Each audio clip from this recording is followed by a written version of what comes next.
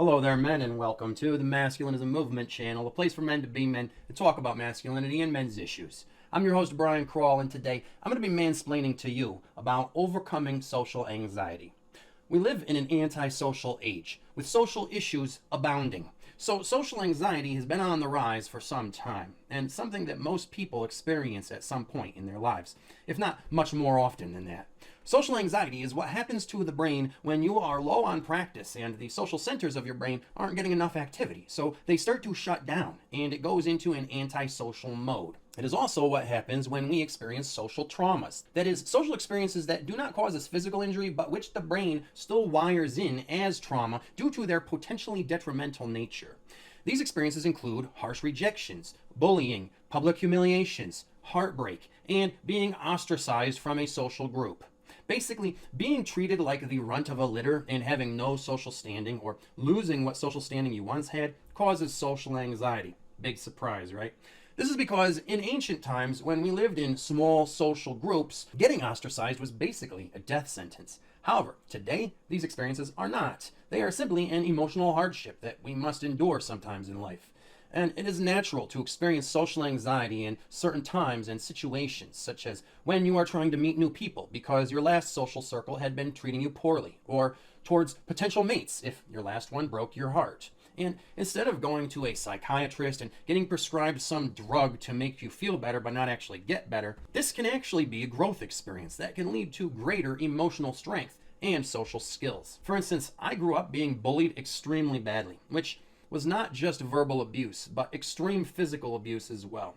I eventually fell in with gangs thinking that it would help me to protect and empower myself against bullying, but it actually had the opposite effect and subjected me to far greater violence, leading to multiple concussions and eventually what is called a traumatic brain injury. Needless to say, all of this caused me PTSD and incredible social anxiety, and I'm probably lucky that my brain still works well enough for me to even do this kind of work at all. And luckily, I was able to largely overcome my social anxiety and PTSD slowly but surely through acclimating myself to socializing more and more over the course of 3 long, hard years. Where I got to the point that I would still feel anxious when I was going out to socialize, but my anxiety had been minimized enough that I was able to get past it and deal with it and have the social life that I wanted to have. And so then after that, you know what I did? I took things to the next level. I became a professional nightclub promoter, so I literally started getting paid for socializing with people and inviting them to nightclub events. And then my social anxiety got marginalized even more, to the point where I barely felt it at all. So then I took things to the next level again and moved to Las Vegas and continued. And then after that, I went on my first world tour, socializing with people from all around the world, which is when something interesting happened. The cultural barriers, such as the language barrier and all the culture shock, brought my social anxiety back. But I found that if I kept pushing myself, I would be able to get over it in about a week in each location. And then after that, I moved to a beach in Mexico and then did another world tour. And I found that while my social anxiety still never went away, I still felt some social anxiety. In every new location, I was always able to get over it quite quickly. After a while, I felt socially unstoppable. I could go to any place and confidently talk to anyone and make friends. It was the most empowering feeling ever for someone who was used to having social anxiety to now be so full of confidence. I felt like a superhero compared to how I used to feel. But then another surprising thing happened. I returned to my hometown where my trauma was from, and my social anxiety started coming back even more than it had in forever. And I didn't even want to socialize as much when I was here, so I stopped doing so. And then it came back even more. Then I went through a bad breakup and was heartbroken, and it got worse. Then COVID hit, and I went into isolation for months, which then became years. And my social anxiety returned hard and heavy. When the gyms opened back up and I started going to one again, I felt like a scared child on the first day of school. Talking to people there made me so anxious and I felt so awkward. It was ridiculous. Talking to girls there especially felt like the first girl I ever talked to. It made me feel like a silly little schoolboy again. I remember thinking, how did I get so terrified of talking to pretty girls?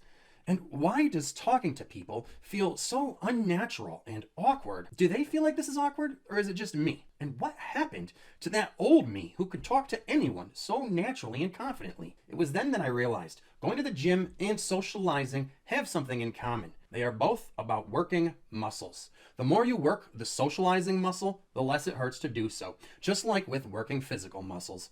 When you don't work out for a while and you start again, it's going to burn like hell because you have no lactic acid threshold. The same thing goes for with socializing. When you aren't used to doing it, it's going to feel awful because you have no activity threshold in your social centers of your brain. Consistent practice is the only answer. That's why I try to be social and friendly to at least one person every day, even if it's just a simple chat in passing with a neighbor. It doesn't have to be harder than that. For those of us with social anxiety or who are introverted or antisocial or anything else like those things, forcing ourselves to go out and be social is extremely difficult. I used to have to rally extensively to get myself to go out, just like having to warm up extensively before a hard workout when you're feeling tired. When I was younger, one of the first times I tried to go to a bar alone to socialize, network, and of course, most of all, talk to girls and try to make some romantic connections. When I got to the bar and saw how crowded it was, I just kept on walking. The thought of having to approach strangers and try to talk to them, especially in a barroom or nightclub setting, and especially one that was that crowded, was just so terrifying to me that it literally made me sick to my stomach. And I'm not being hyperbolic in that. I was getting actual physical sensations of illness. So you see, going out to socialize is just like working a muscle. For those of us who need to exercise, it generally requires a warm-up first, and sometimes a pre-workout supplement too, if you're really feeling out of energy.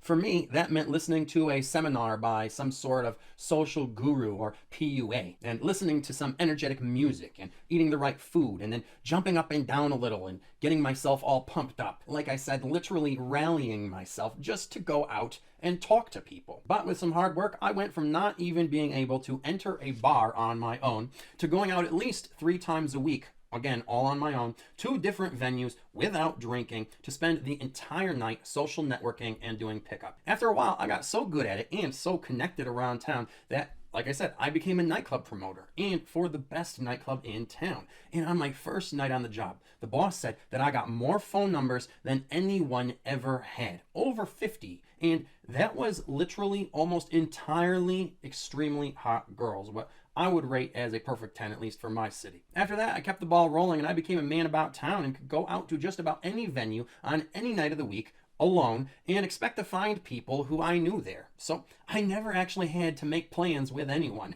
And after a while, it became common for people to approach me while I was out to tell me that they saw me out a lot talking to people who they knew, and they figured I was someone worth meeting. And it was all because, just like with working out, consistency is the key that makes you grow and makes these things become easy and natural. Once you've been doing it a while, you'll be able to cultivate a large social network, and you'll have what is called social currency from it. For instance, I got to the point where I would be able to go to a crowded popular bar or club on a holiday or big event night like the Super Bowl, and would be able to go right to the front of the line, no matter how long it was.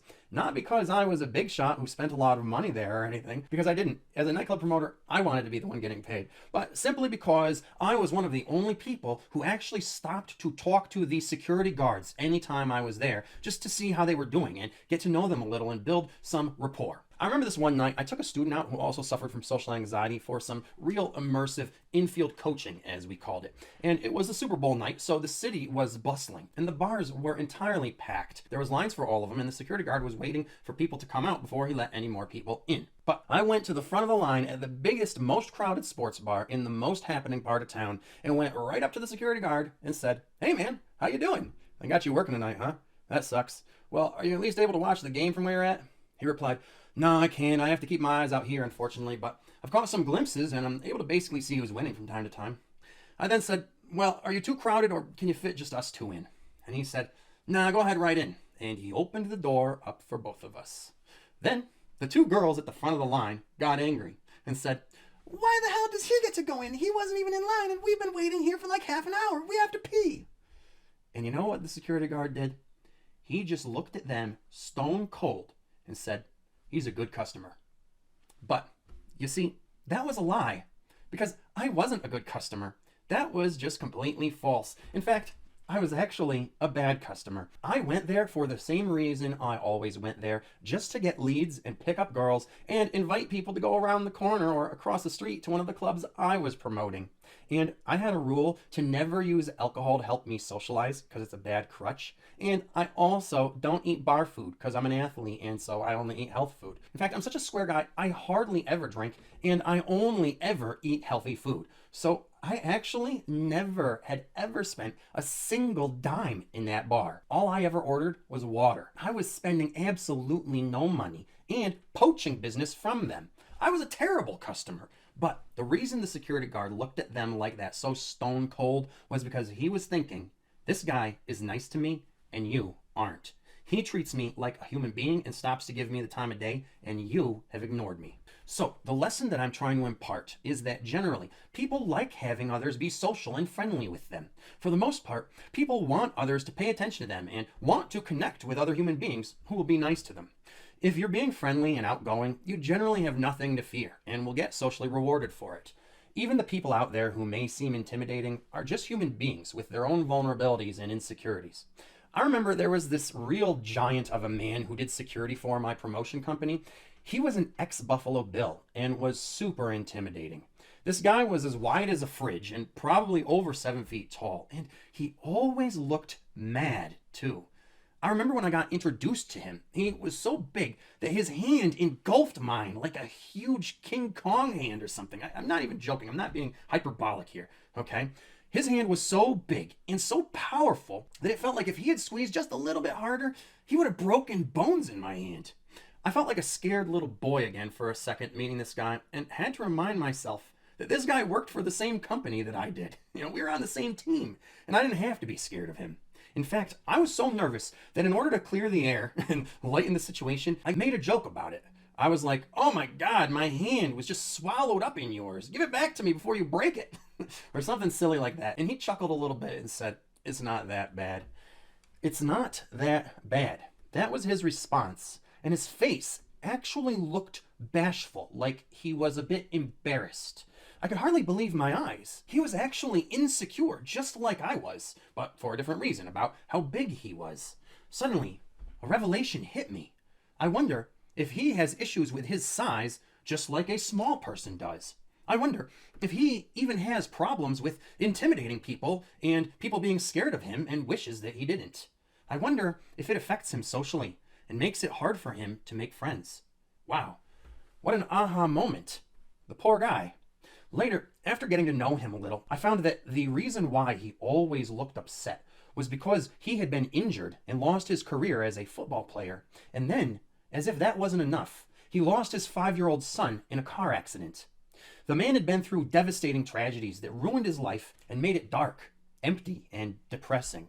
And he's not alone in that. I found that anyone who acts in an intimidating manner is usually suffering from some sort of serious insecurities or trauma, and they are the ones who need human connection and compassion the most. And what's more is that I am actually one of these people.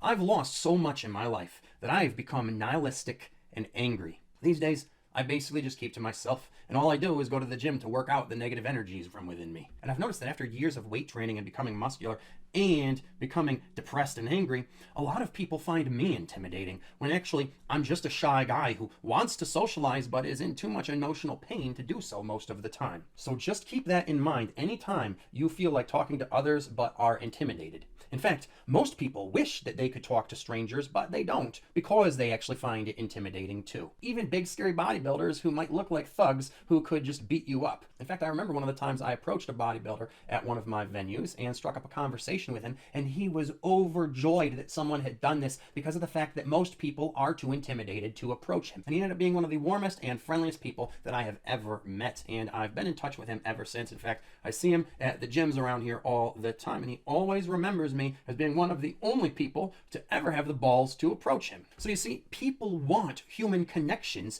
but are scared to be the one to try to make them. Remember that next time you think about approaching people but feel nervous. It's the same thing that you were taught about animals when you were young. They are more scared of you than you are of them. It's okay to approach them and talk to them. They won't bite. And if they reject you, it's nothing personal, and you should not take it as such. It just means that they are not feeling as social as you are. And maybe they have too much social anxiety. Or maybe they're just antisocial assholes with a personality disorder. Whatever the case, dealing with rejection is simply part of social networking and trying to overcome social anxiety and build up your social life, just as with dating, or going on job interviews, or just like with playing any sport and how you're often not going to make the team, and when you do, you're not always going to be sent in to play, and when you do, you're not always going to get the ball, and when you do, you're not always going to score with it. Does that mean you shouldn't play? No. Of course not. You can't always win at everything, and wins are certainly not going to be just given to you on a silver platter.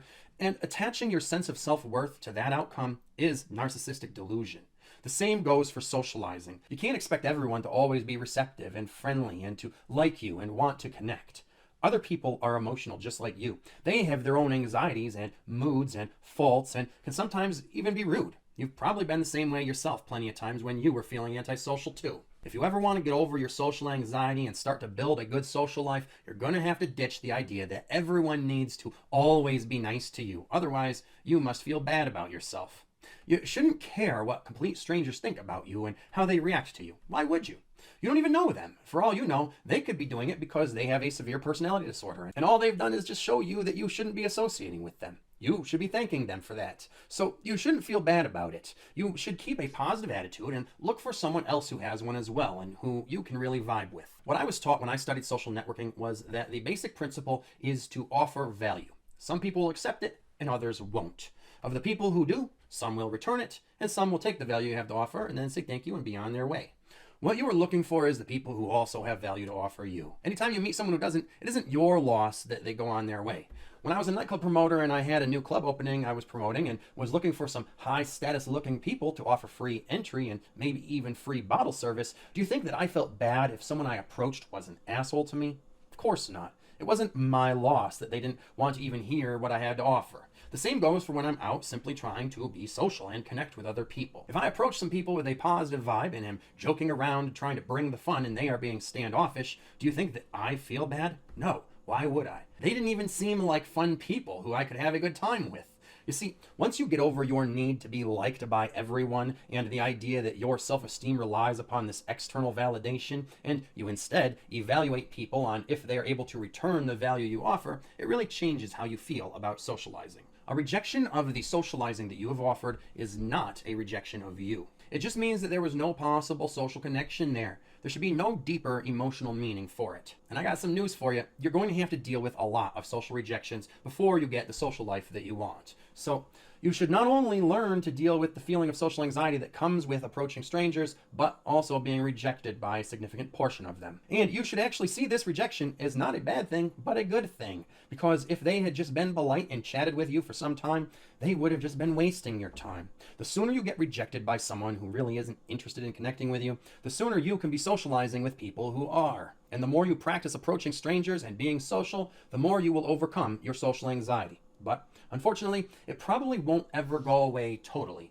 There may always be times that you feel nervous when trying to talk to someone who seems interesting or high status or attractive or intimidating. And that is only natural. If you're going on a job interview or trying to approach someone you're attracted to, nervousness and some social anxiety are natural. It is your body telling you that you are doing something that feels significant. So don't expect these feelings to ever go away completely. Instead, you should stop looking at them as such a bad thing. Start seeing them as part of the excitement of social networking. For there really is no difference between the feeling of excitement and nervousness. It is just that one has been framed positively and the other negatively, but they are really the same feelings. They only differ in what we are telling ourselves about them. You might feel nervous when you are riding up a hill on a roller coaster, but once you get to the bottom, you realize it's not nervousness, it's excitement. This happens because you have reached a point where you feel safer than before. The problem with people who have social anxiety is that they want to be social, but they stop themselves before getting to that point. Imagine if you could just get off a roller coaster before it goes over that first big hill. So many people would get off because of the terrible anxiety they were experiencing, and they would never be able to experience the thrill of riding the entire ride. Luckily, roller coasters lock people in and don't allow this, so everyone who gets on is forced to overcome their anxiety and experience the full excitement of the ride. But When it comes to socializing, the same is not true.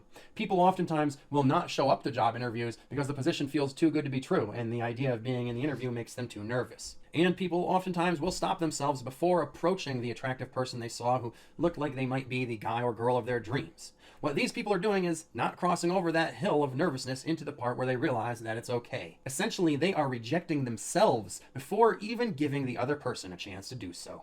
And if they hadn't, they would only find that in many situations, they either won't be rejected, or if they are, it's actually not even that painful of an experience. So stop letting your social anxiety cause you to reject yourself, and stop yourself from having the social life that you want. Stop framing things in a negative way in your head, and instead adopt a positive, pro-social attitude, because you are going to need it if you are going to be social, whether you have social anxiety or not, but especially if you do.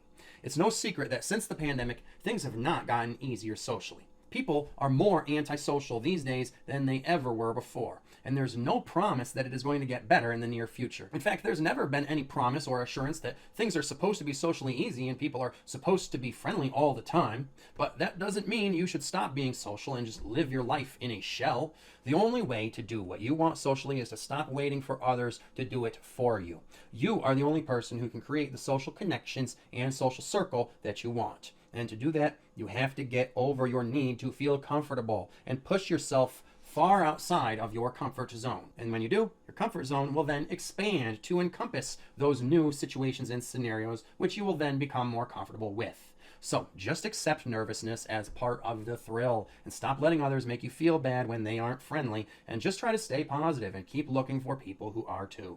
It won't take long for you to find fun people who you can vibe with, and it won't take much longer for you to get the social life that you want. It's no secret that relationships are not working anymore. Not for anyone, really. And if there's any chance that one will for you, it's with my book, True Life Relationships, a social science textbook containing everything you need to know for mastering your social and sexual lifestyle. From sociology and social networking to pickup, dating, and love, to sex and relationships. This nearly 600-page textbook literally does have it all. Get your copy today by clicking the link in the description below. Don't miss out on the experience of a lifetime.